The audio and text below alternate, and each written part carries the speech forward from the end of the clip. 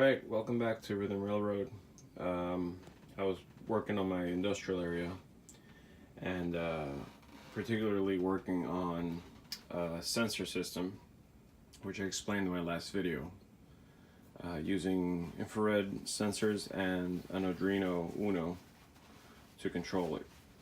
So I'm finally finished with that, and the only thing is everything is kind of in temporary places with the exception of the actual sensor.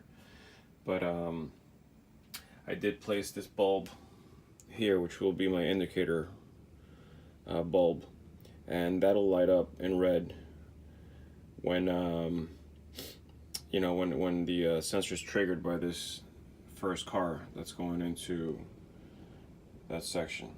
So basically that car needs to make it through there, but all the way past this entire section here until that back corner. But since it's a blind spot, since you can't see the cars going in, I had to install some kind of sensor mechanism. So I've tested it. I think everything is working, and theoretically I'm supposed to get 12 cars in, 12 hoppers this size.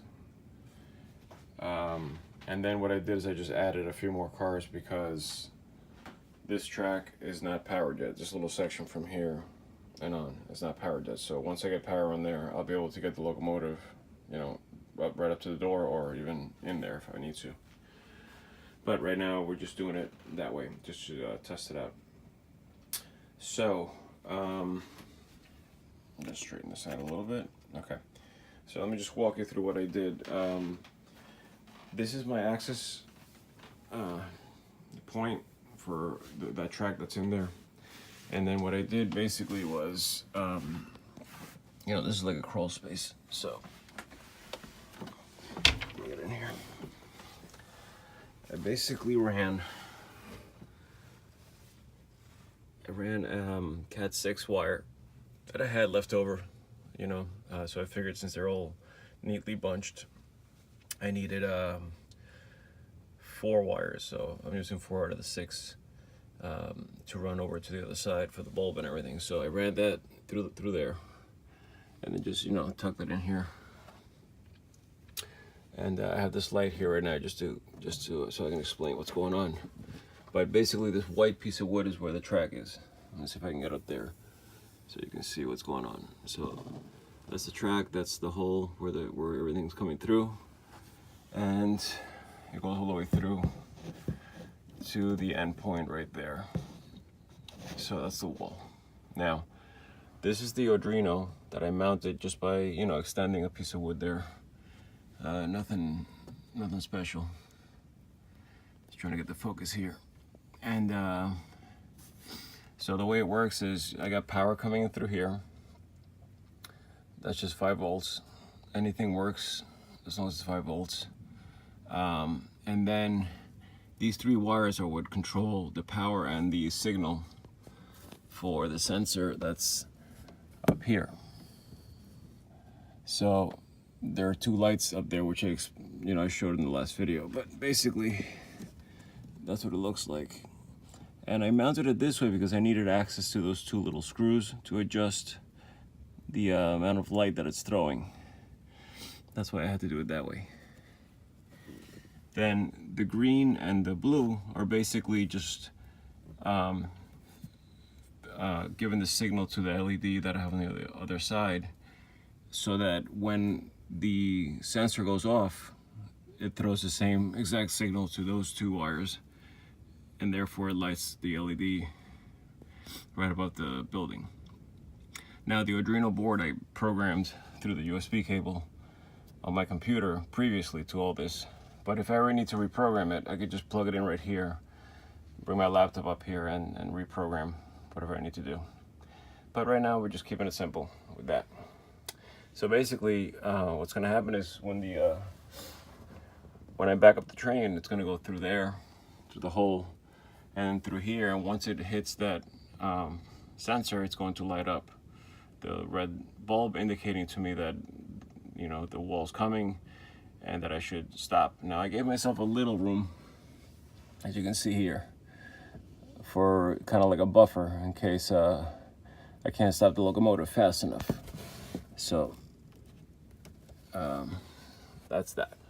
I'll be back to run the train. All right, so let's give this a test run. I'm gonna back up my locomotive here.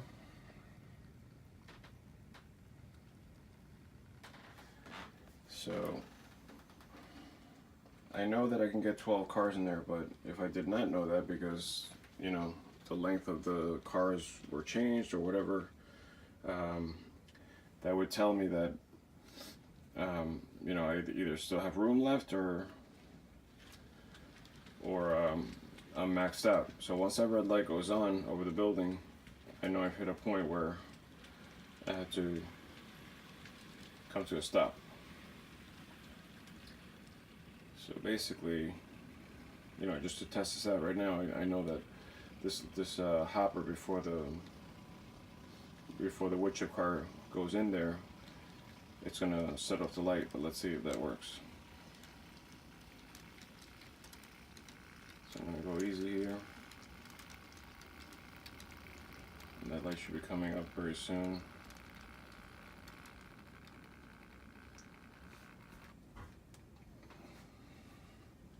Of course, my engine is dirty and it doesn't want to work. There it goes. So that's indicating that I tripped the trigger, the sensor rather, and now I'm just going to stop it as soon as this car clears the doorway. So let's check inside and see if that's the case.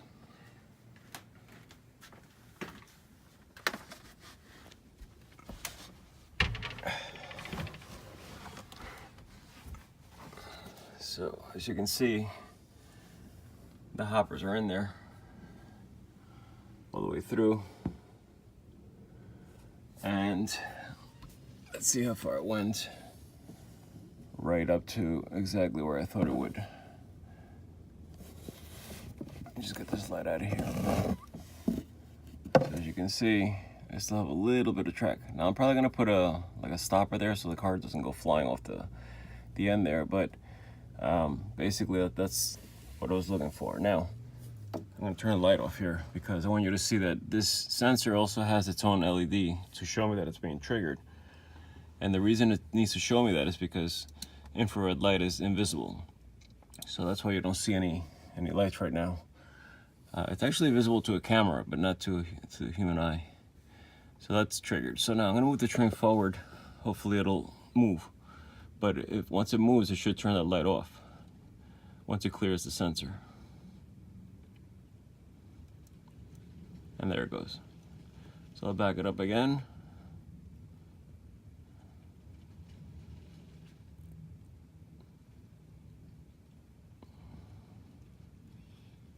And there it is.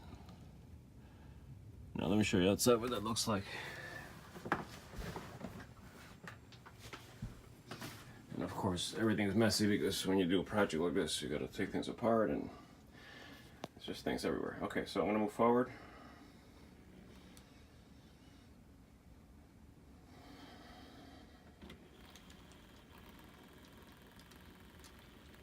And there it goes. One more time.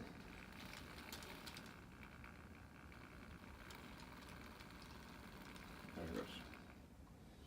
So now if I had to uncouple there, I'd get that last car in. So that would be the plan as I'm delivering things there. Now I'm not sure if I'm going to put that LED somewhere external, like meaning I might put it over here and just put a little sign that says, you know, facility occupied when light is on or something like that, or I'll make it look like some kind of signal. I was thinking if I can get this to turn green also, if I can get the Arduino programmed so that when it's green it'll show that I can keep going, and then once it turns red it's completely occupied. I might be able to do that because this is a bi-color. I don't know if you can tell on the camera, but this is red right now, and if you flip it the other way it's green, but there's got to be a way to wire that so that when the Arduino turns off, or the sensors turn off, instead of turning the light off, it turns it green instead. But I gotta mess around with that and see how I can program that. So that's basically it. Everything seems to be working, and like I said, this is all temporary until I finish this building and get everything in place. But at least I know that this all works. Alright, I'll see you on the next video.